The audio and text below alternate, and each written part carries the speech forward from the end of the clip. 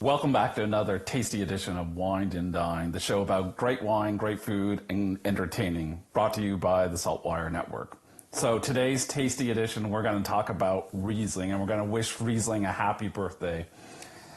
Riesling's turning 585 on March 13th, and I'd say you're looking pretty good for being almost 600.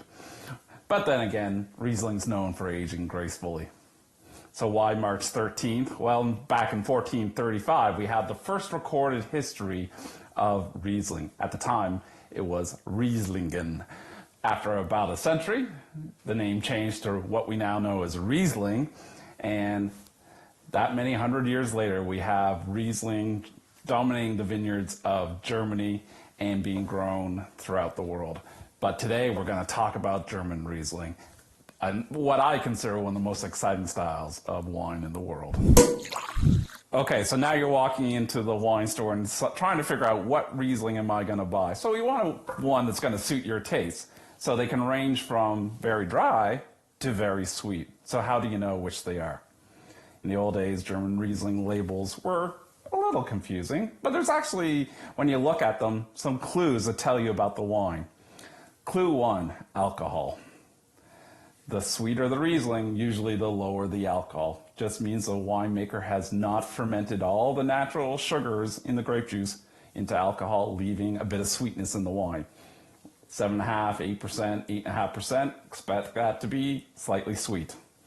At the other end of the scale, 12.5%, 13%, 13.5%, expect that to be quite dry. Now, German Riesling is organized by quality levels. The lowest, Landwein, the next, Tafelwein. The next two are really the premium ones from 13 qualified regions. That's Qualitätswein and Predikat. Now at the Qualitätswein level, they also give you some other clues. Often you see these other words like trocken, which does indicate dry. Feinherb, Halbtrocken, kind of off dry to medium dry, and then things like Süß for sweet.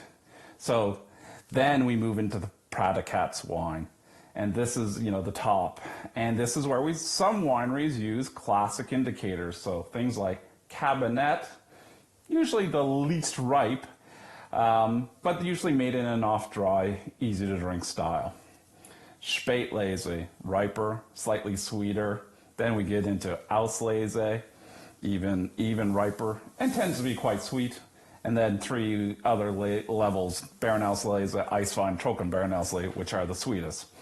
Another clue, if you want a truly premium wine from Germany, is to look for an association called the VDP.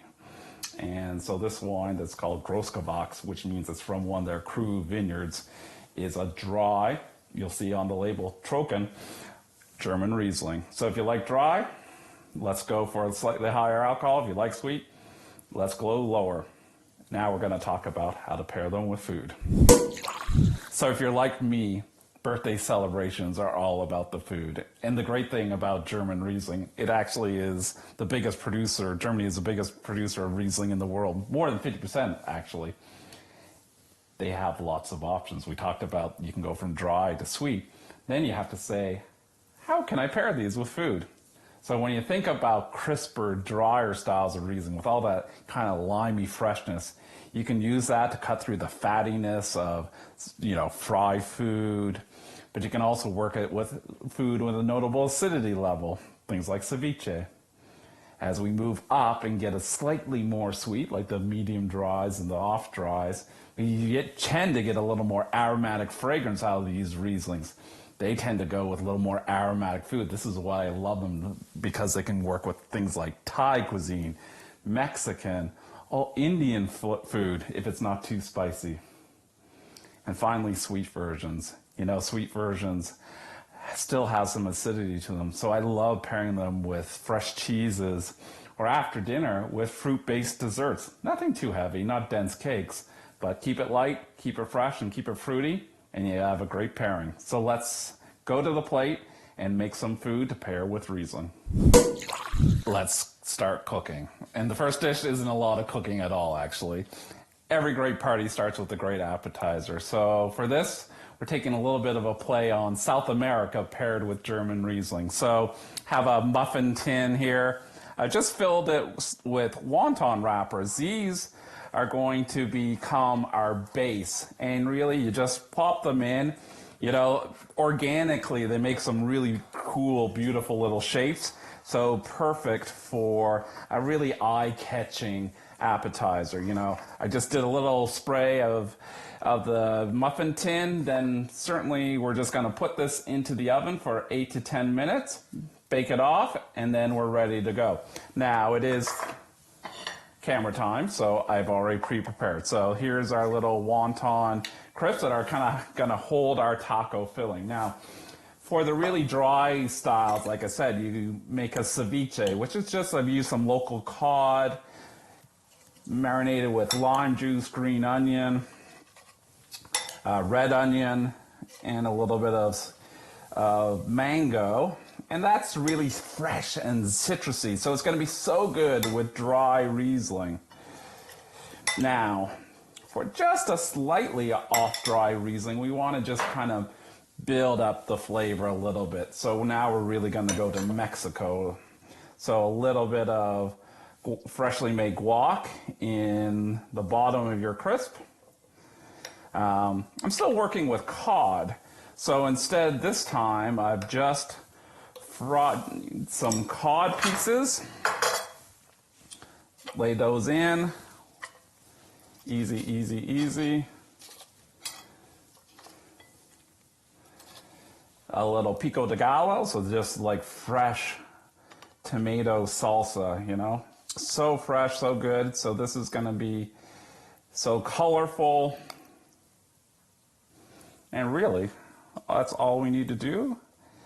And suddenly we've got a perfect pairing for a drier styles of Riesling. So for that last dish, we had a Central and South American influence paired with the dry Riesling. So now if you prefer kind of off-dry styles with a little more sweetness, these wines tend to have a little more aromatic intensity too. So when you're cooking, bring that back into the flavor of the food too.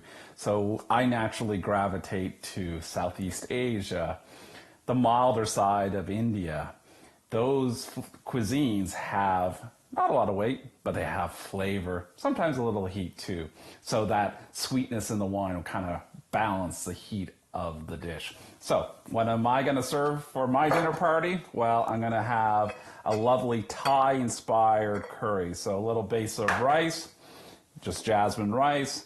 Then I made this lovely curry from, really simply, saute some onion with a little ginger, a little garlic, added in some Thai yellow curry paste, a little coconut milk, and that's about it. Now, I've used chicken thighs because I love the sweetness of chicken thighs. Scallops, lobster, anything with a little sweetness to it works well here. Shrimp even. Finish it off, a little bit of cilantro, and there you have a perfect pairing for a medium dry German Riesling. So we've enjoyed our great main course. Now we're going to dessert. So German Riesling and even sweeter styles of German Riesling really don't want heavy desserts. No chocolate cakes here, no brownies. We really want fresh and light.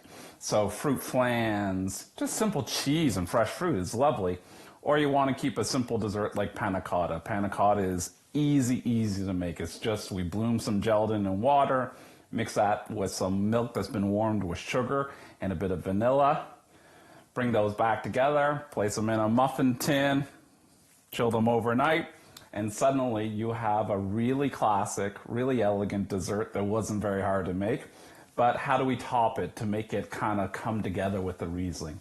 So Riesling, great balance of fruit and acidity. We're going to add fruit. So I've just tossed some fresh mango with a little bit of lime juice, a little bit of honey, and then you just simply garnish the plate with a little of your mango, maybe a few sprigs of fresh mint on top, and there you have a really light, really fresh, easy to make dessert.